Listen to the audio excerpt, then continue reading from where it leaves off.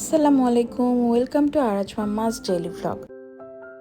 আমাদের মতো হাউস ওয়াইফদের তো একটাই চিন্তা, ঘুম থেকে উঠে কোনো মতে একটু হাত মুখ ধুয়ে ফ্রেশ হয়ে রান্নাঘরে চলে যাওয়া। আর রাতের বেলায় তো মাথায় ঘুরপাক করতে থাকে যে সকালে উঠে কি রান্না করব। তো আমি আগের দিন রাতেই ফিক্সড করে রাখছিলাম যে আজকে সকালে আমি কি রান্না করব।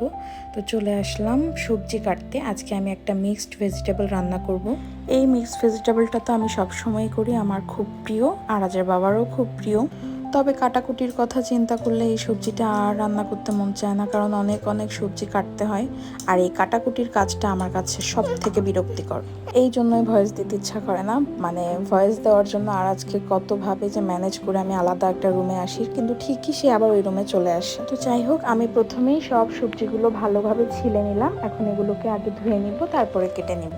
সকালে ঘুম থেকে উঠে আপনারা কি করেন? আমি প্রথমেই তো ঘরের বিছানা টিছানা সব কিছু গুছায়ে ঘরটা ঝাড়ু দিয়ে নিই, তারপরে রান্নার কাজে আসি, কারণ ওই কাজগুলো করে রান্নার কাজে আসলে অনেকটাই কাজ আগায় যায়।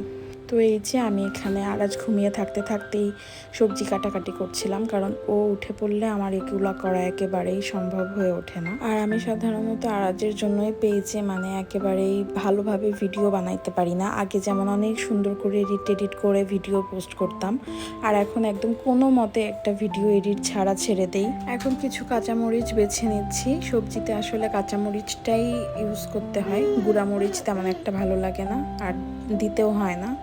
আমার কাজের খালা যেহেতু একেবারে দুপুরের দিকে আসে, তাই আমি এই কাটাকুটির কাজটা করায় নিতে পারি না।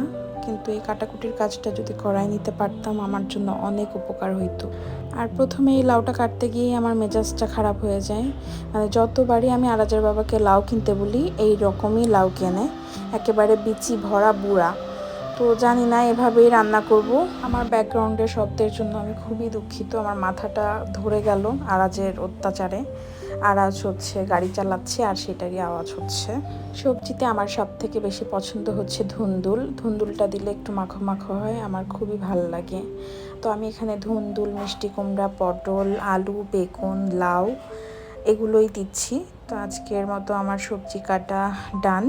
এখন আমি চুলায় চড়াই দিব। প্রথমেই কড়াইতে তেল দিয়ে দিলাম, তারপরে কিছু কাঁচামরিচ আর পেঁয়াজ লবণ দিয়ে এটাকে একটু ভাজা ভাজা করেই আমি সবজিটা দিয়ে দিব।